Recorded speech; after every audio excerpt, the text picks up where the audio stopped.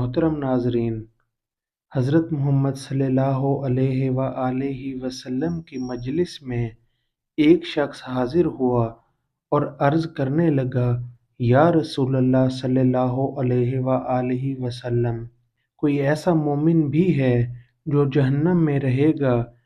حضور پاک صلی اللہ علیہ وآلہ وسلم فرمانے لگے، ہاں، ایک شخص ایسا ہوگا جو جہنم کی گہرائی میں 1000 سال رہے گا اور مسلسل اونچی آواز میں پکارتا رہے گا، یا حنان، یا منان۔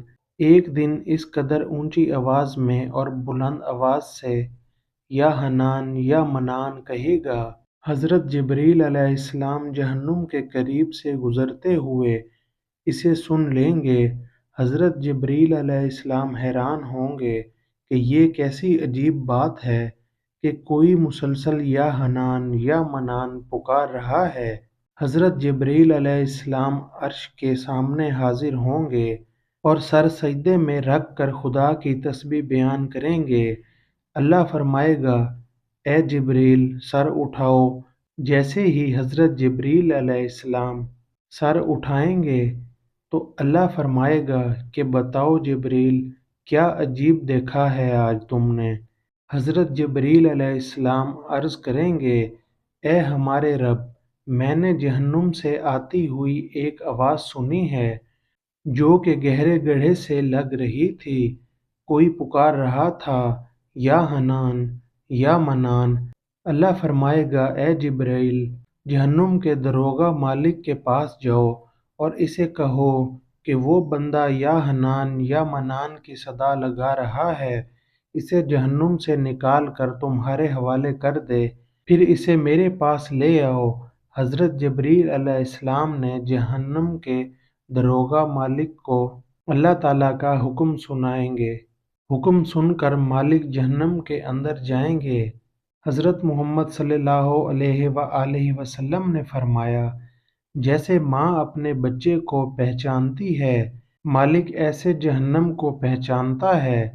اس کے باوجود آپ یا حنان یا منان کہنے والے شخص کو تلاش نہیں کر پائیں گے۔ باہر تشریف لائیں گے، حضرت جبریل علیہ السلام سے عرض کریں گے، اے جبریل، جہنم نے گہرا سانس لیا ہے، اس لیے کون سی چیز پتھر ہے، کون سی چیز لوہا ہے اور کون انسان ہے، اس کی پہچان نہیں ہو رہی۔ حضرت جبریل علیہ السلام پھر اللہ کی بارگاہ میں سجدہ کریں گے۔ اللہ پاک ارشاد فرمائیں گے، اے جبریل، اپنا سر اٹھاؤ، یا حنان یا منان کہنے والے کو کیوں نہیں لائے؟ حضرت جبریل علیہ السلام عرض کریں گے، یا اللہ، داروغہ جہنم کے مالک نے معذرت کر لی ہے، کہتے ہیں جہنم نے گہری سانس لی ہے، کسی چیز کی پہچان نہیں ہو پا رہی ہے۔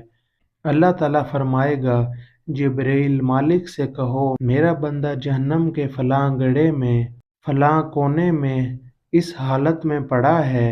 حضرت جبریل علیہ السلام جہنم کے دروازے پر جائیں گے اور حضرت مالک کو یا حنان یا منان پکارنے والے کا پتہ بتائیں گے۔ حضرت مالک جہنم کے اندر جائیں گے اور دیکھیں گے ایک شخص اس کی پیشانی کے ساتھ اس کے ہاتھ گردن کے ساتھ بندھے ہوئے ہیں اور جہنم کے سانپ بچھو ساتھ لیٹے ہوئے ہیں۔ حضرت مالک اس کی زنجیریں توڑیں گے اور جہنم سے نکال کر حضرت جبریل علیہ السلام کے حوالے کر دیں گے۔ حضرت جبریل علیہ السلام اسے اللہ کے سامنے لے کر حاضر ہوں گے، سر سجدے میں رکھیں گے۔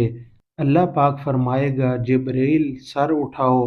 حضرت جبریل علیہ السلام سر اٹھائیں گے۔ اللہ پاک اس بندے سے فرمائے گا، اے بندے، کیا میں نے تیری بہترین تخلیق نہیں کی تھی؟ کیا تیری طرف رسول نہیں بھیجے تھے؟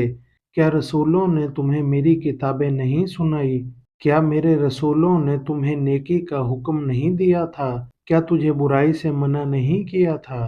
وہ بندہ ساری باتوں کو مانے گا، اقرار کرے گا، یا اللہ، تو نے میری بہت اعلیٰ تخلیق فرمائی، تیرے رسول بھی تشریف لائے اور انہوں نے تیرے احکام بھی سنائے اور اللہ پاک فرمائے گا فلاں فلاں گناہ کیوں کیا؟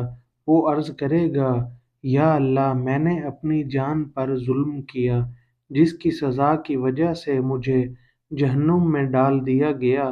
یا اللہ اس کے باوجود میری امید نہیں ٹوٹی، مجھے تیری رحمت سے امید تھی، میں یا حنان یا منان پکارتا رہا۔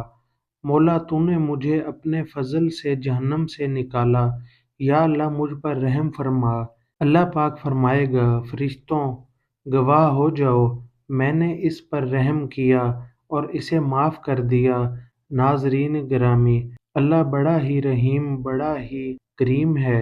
ناظرین ہمیں 5 وقت کی نماز باجماعت ادا کرنی چاہیے، ہمیشہ اپنے گناہوں پر توبہ اور استغفار کرنی چاہیے، اللہ سے اس کی رحمت کا سوال کرنا چاہیے۔